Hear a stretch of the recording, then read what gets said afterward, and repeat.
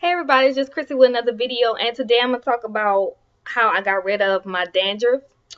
First off, if y'all watched the other video, whatever, I was saying how my scalp was dry due to the winter time, and my skin was dry and all that good stuff.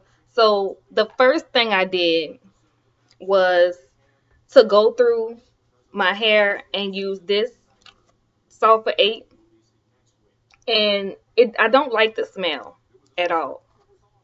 It smells fucking funny, but it does work. And the thing I like about it is it moisturizes your scalp, but it also lifts up that dandruff. It doesn't like pack it down and leave it on your head. It like lift it up. So once it's lifted up, then you can go ahead and scratch it out, or just go ahead and pluck it out. Now the good thing about this dry scalp, which is kind of gross, is the fact that I had big pieces of dandruff, and big pieces are easier to get rid of than a lot of little bitty little white spots and stuff like that. Like that is harder to get rid of, but when it's big, you can see it and get rid of it. And that's why I like to use the sulfur 8, because when you're experiencing dandruff, you're also experiencing a dry scalp, so this helps to relieve that itch and that burn and that tightness or whatever. So I went through my head and I did the sulfur 8, and I left it, I just kind of left my hair alone for like a day or whatever and let it really sink into my head. And as I was combing it out, pieces were coming out, whatever. So the next day, what I did was to stand over the tub, and this is the nasty part, and I just scratched all through my head. I flipped my head over and I just scratched as much as I could to loosen it up, to get it all from stuck to my scalp to loose. So that way, once I ran the water through it to do my wash day routine, it was already lifted up. So a lot of people say don't use your nails, use the base of your fingertips, and that's good for scalp massaging. But me, as you can see, I got my nails done, and my nails are pretty old. It's about 2 weeks. So my tips are not sharp anymore. They're round. So when I was scratching, I used my nails. I didn't use the balls of my hands. I used my nails. And it didn't hurt me because, like I said, my nails aren't freshly sharpened. So I would not recommend doing this if you have natural nails, because sometimes you might get a hangnail or a split or something, and then that will rip your hair. And natural nails are a lot sharper than acrylic once the acrylic is rounded. So I would not recommend you do that with your natural nails. But if you have false nails on like me and they're old, then you can go ahead and scratch. That's just my personal opinion. It didn't bother me. It didn't cause any breakage. I just really just scratched it up all around and let the stuff fall in the tub. And after I did that, I went ahead and to rinse my hair really, really good. Just rinsed it with nothing. Before I added the shampoo, just let the water just run through it. Now, the shampoo that I chose to use, I didn't co-wash because I love co-washing and I love the moisture that it leaves in your hair. But when you have dandruff and stuff, first of all, the shit stink. Like, it stinks and it's aggravating. So I wanted to really feel like I was getting this stuff off of my head. And I didn't feel like I was going to get that if I co-washed. So I went on ahead and used my Pantene the Pantene Truly Relaxed Hair shampoo. Is the Intense Moisturizing Shampoo, and it's right here.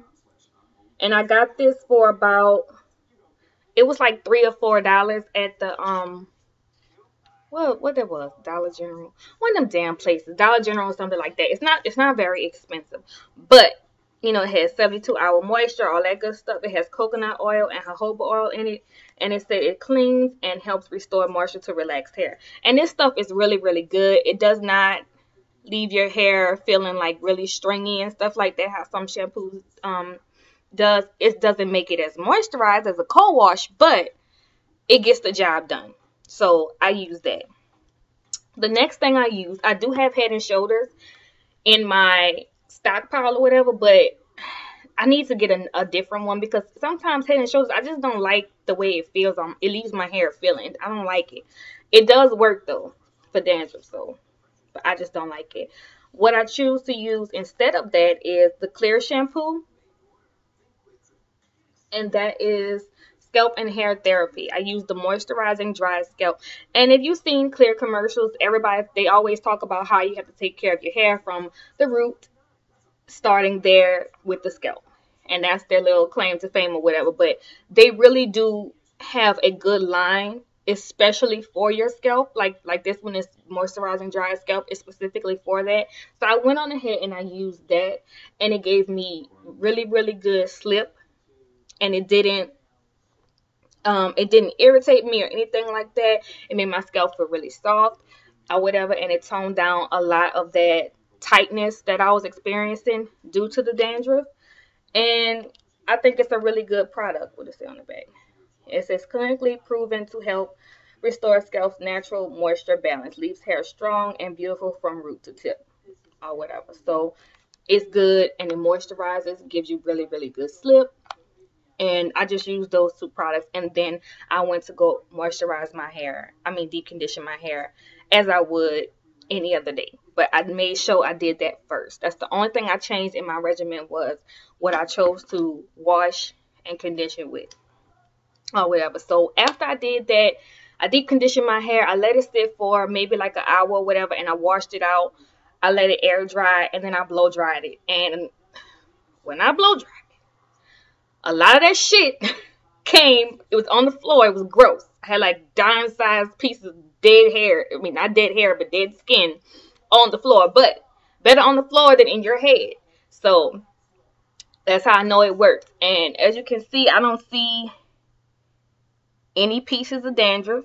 It's not perfect. Like, there's probably a couple of pieces here and there, but not. It's nowhere near as bad as it was, because it was bad. Like, it was like I was combing it and just chunks of it was coming out, and that was just so nasty. But it's mostly gone or whatever, and you don't see any pieces of it in my hair. My hair is kind of frizzy because of the rain and stuff like that, but you don't see any chunks of dandruff anywhere.